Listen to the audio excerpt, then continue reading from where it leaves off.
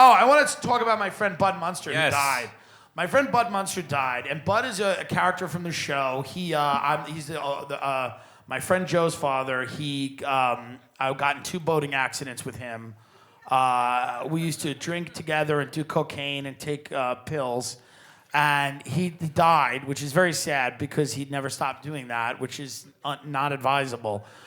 But he was the coolest guy and one of my favorite people in the world. And he's said some of the funniest things that I've ever heard in my life. Once his wife said to him, Bud, you should get it. He was like the fun guy, the party guy. We'd all go over to their house, high school parties and shit like that. He'd take people out on his boat for 48 hours straight, just drunk, and throw them in the water and watch them drown and stuff.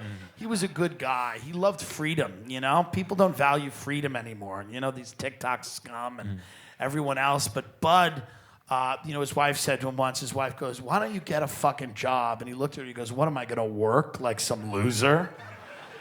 Those are memories that I really, I cherish. He was a great man. And it was very sad. He I don't know if it was OD. I think it was kind of a suicide. Yeah. And his kids my friends are so dark. They are the darkest. When I tell Dan's story, this poor little kid's head. But, my friends are the darkest. He texted his family, my life of service is over. Let me get the exact text. It's on my phone. I wish I had it. First of all, he didn't serve anyone, so that's kind of hilarious. Yeah. Like, my life of service is over. Like, he never did any for, anyone. But he was fun with me. Like, we had fun. And that's important, too. So many people forget that it's important to have fun, even with people that are doing horrible things. And he said, my life of service is over. And he said, my earthly run, whatever he said, he goes, is over. And his son had no idea he was serious because he used to threaten us all the time. So his son literally said, this was the last words he said to his father. His son literally texted him, okay, take care. And then he did it. But that's so fucking Bud. That's so Bud. To just end it like that, fucking Bud. Just when he goes, they're all gonna feel like a piece of shit now. I know that's what Bud felt like right at the end. He goes, you know what? They're all gonna feel like shit. Okay, take care? Oh, I will take care. Oh, I will take care. And you're gonna be feeling pretty stupid, but we're all laughing about it, They want me to do the eulogy, and I do want to. We might have to cancel the show. I might have to fly down there and do the eulogy because I've had so many fun times with the guy. He introduced me to Lisa's Lounge, to a place called The Helm. I spent a decade of my life in a crippling drug addiction and financial ruin, and a lot of that was with him. And without that, there's no podcast. Truly, to be honest with you, there's no podcast. I would have went to some faggoty liberal arts school. Truly, I would have been like, I believe in the future and hope, and I have a taint, and whatever I would major in, I'd just be I'd be a fat activist, just on the cover of a magazine with my fucking asshole out, and I'd be living in Vermont, and I'd be a full dyke. I would have transitioned to a les. I would have split my fucking Irish dick out and just made it into a fat French dip.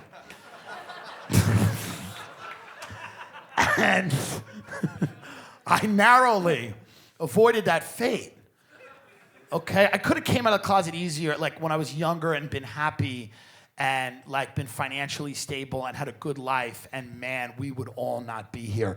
So one of the reasons I didn't do that was because Bud Munster showed me sometimes it is more important to go out and get drunk than to heal the wounds of your childhood. You know what I mean? Sometimes, in Cleveland, you get this. Sometimes that line of coke is more important than seeing a shrink.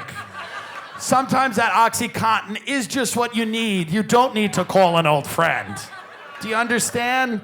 Sometimes being drunk on a boat is just the best thing you can do at the time.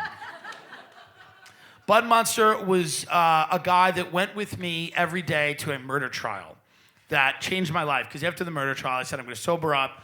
I'm going to come out of the closet, and then I'm going to do stand-up comedy.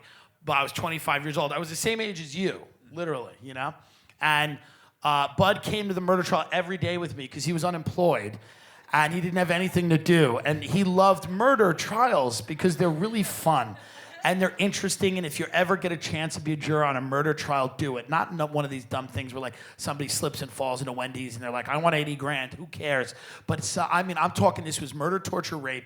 The guy stabbed her in each eye, stabbed her so many times that the coroner didn't know how many, they had to stop at 65. He goes, the flesh is so bruised that at 65 times we had to stop. So what I'm trying to say is this was well worth it, you know? Like, this was a good, I mean, you know, it was a rough experience for everyone, her more so.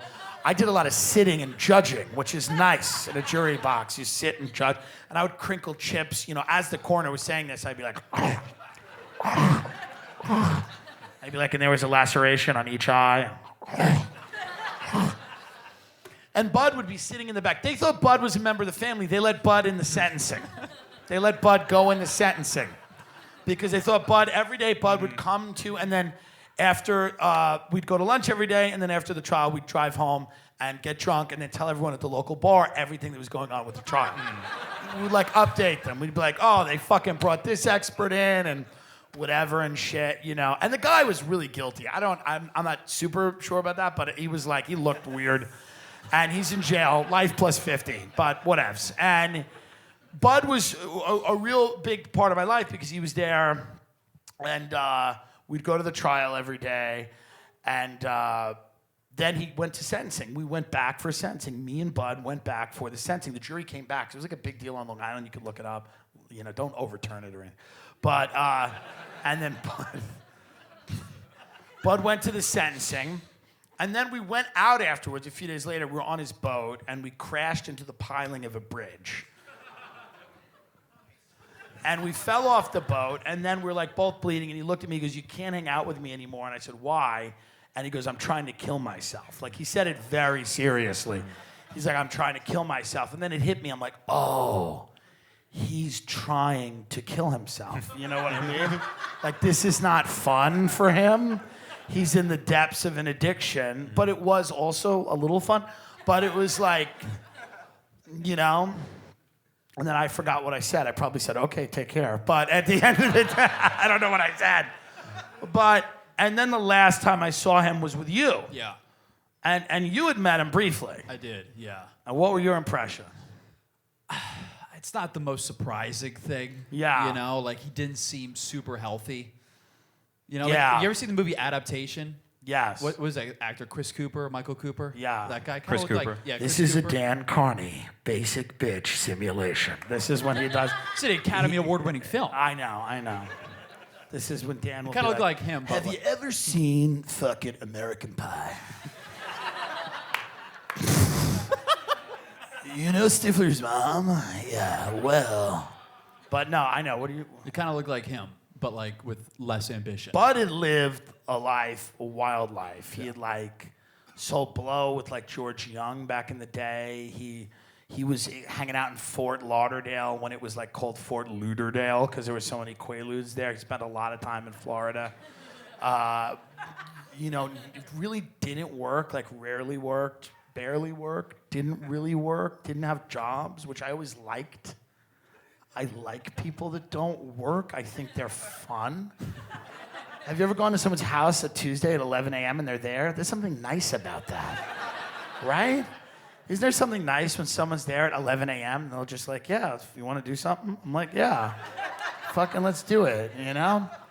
I don't want to deal with people that are like, well, I got 3 meetings, I got a 4 o'clock, I got at 7:30. No. He was always home. He was a special character, you know, and it's sad that he is no longer with us. But I guess in one way it's good because I don't know what like the back nine was gonna be. Like there was no shot that it was gonna turn around and be good. Mm-hmm. You know? He built a house in Georgia that's like crazy. It looks crazy. It's like literally like built like just like someone on drugs built a house. Like that's literally what it looks like. Like things are uneven and walls don't make sense. Like it's literally like a fucking maze. So, but it is sad. I mean, it's sad. Everyone's dying. except my family. How in God's name has my family escaped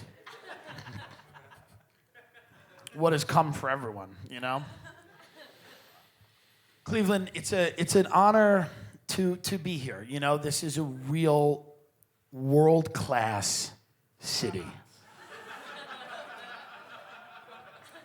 You may say, hey, a large percentage of our population dresses in Reynolds wrap. Who cares? Who cares? Many of our restaurants serve fish, which is actually just chicken or fried bread. Doesn't matter. Doesn't matter.